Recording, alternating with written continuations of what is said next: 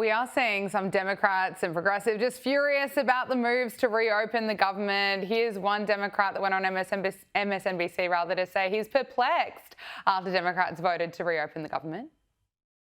Why now would Democrats in the Senate decide to lay down their arms, potentially end this shutdown, when the terms that are being offered by Republicans don't seem to have changed? I can't explain it because, to be frank, to me, it makes absolutely no sense. I am completely perplexed by today's developments, or really the developments of the last few hours. And let's look at the commentary from the women on The View calling for Chuck Schumer to go.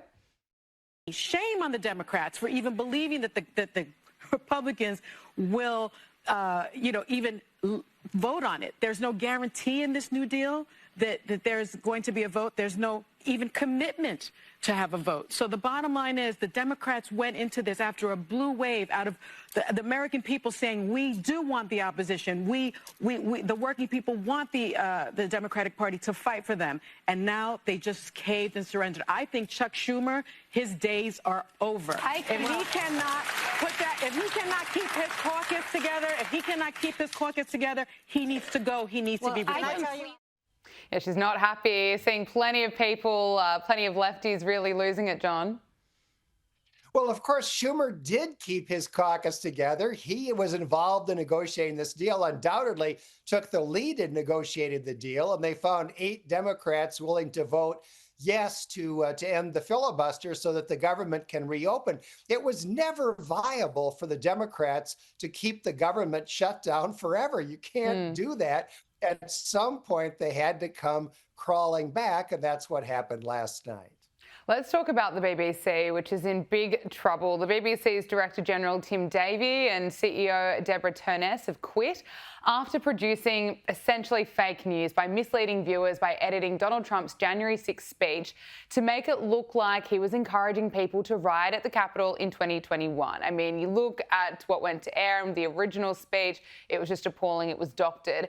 Now, Donald Trump wrote on Truth Social, the top people in the BBC, including Tim Davie, the boss, are all quitting/fired because they were caught doctoring my very good, perfect speech of January 6th. These are very dishonest people, I should say, who tried to step on the scales of a presidential election. On top of everything else, they are from a foreign country, one that many consider our #1 ally. He's not the only one being outraged by this. Plenty of people are suggesting that this should be the end of the BBC.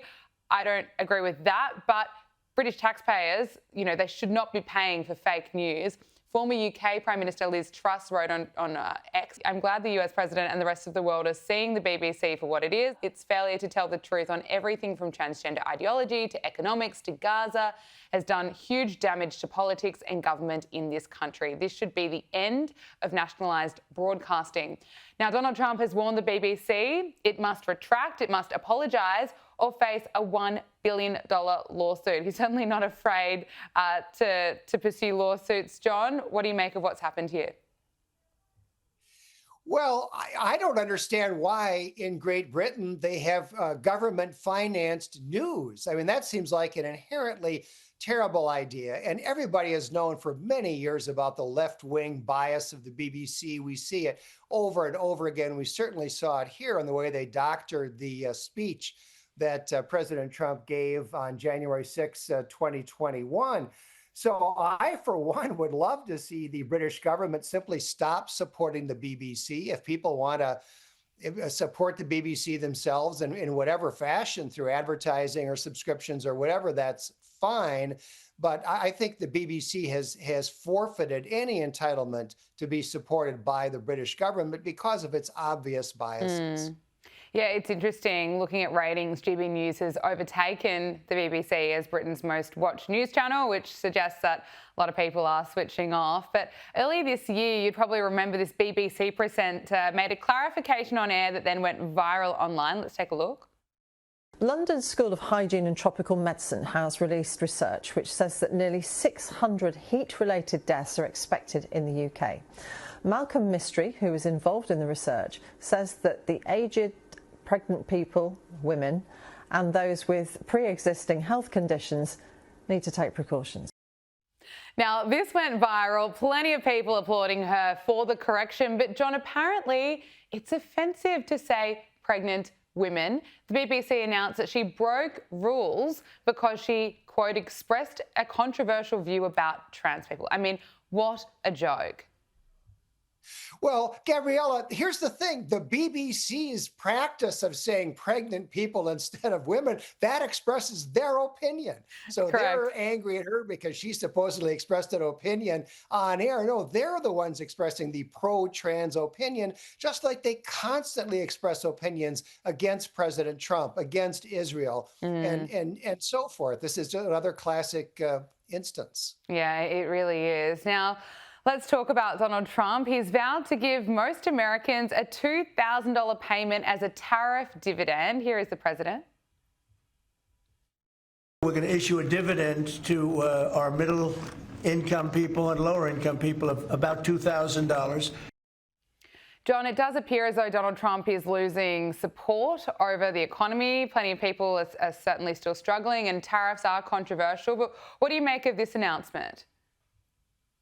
Well, I'm not holding my breath waiting for a $2,000 check for a lot of reasons. One, I don't know that the numbers add up. Trump talks about trillions of dollars. He's including there all of the investment that other countries are promising to make in the United States. But of course, none of that has actually happened yet. The tariffs might bring in as much as $500 billion a year, but the case that was argued in the Supreme Court just a few days ago could put most of those tariffs out of business. People think it's likely that the Supreme Court may rule that most of Trump's tariffs are not, in fact, authorized by the legislation that Congress had passed. So I'm not so sure anybody is going to be seeing those $2,000 checks anytime soon. Okay.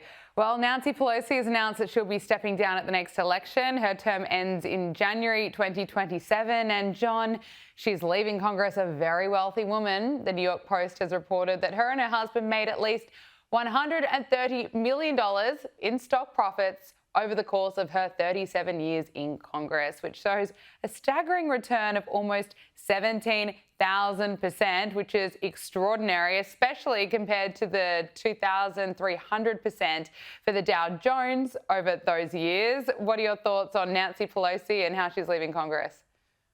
Well, what was striking to me about that is that she made so much of her money on option trading. Option trading, of course, is highly leveraged, creates a tremendous opportunity either to make or to lose a lot of money. And if you were engaging in insider trading, that would be the way to do it. Trade in options to maximize your returns. And of course, the federal government does many things that impact industries, that impact corporations. And as the Speaker of the House, Nancy Pelosi was in a terrific position to know what the government was likely to do in the future, particularly because she was one of the people making those decisions. So if she decided to engage in option trading based on actions that she knew the federal government was likely to take, that is just unbelievably corrupt. I don't know whether she did that or not, but for many years, there has been a lot of suspicion over Nancy Pelosi's very lucky history as a stock trader. Incredibly lucky indeed. Finally, before I let you go, Syria's president has met with US President Donald Trump at the White House for unprecedented talks after Washington removed him from a terrorism blacklist. Now, he previously had a $10 million bounty on his head, and now he's being treated as an ally after he's announced reforms. Now, he spoke with Fox News this morning. In the last 60 years, Syria was isolated from the rest of the world, and there was a cutoff between the United States and Syria.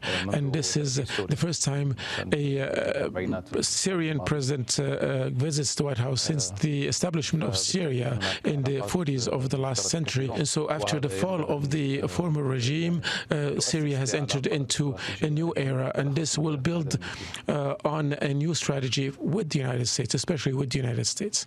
John, there are plenty of concerns about this meeting due to his past connections with Al-Qaeda. What do you make of this? I suppose Trump is giving him a chance, seeing as he's announced reforms. What do you make of the meeting?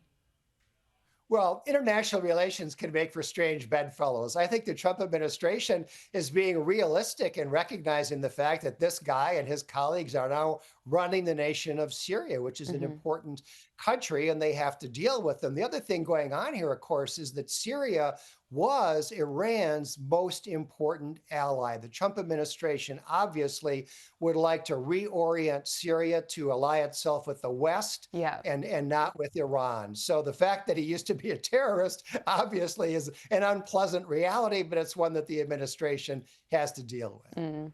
John Hinderaker, Center of the American Experiment President, thank you so much for joining us on Power Hour. We really appreciate it. Great to be with you.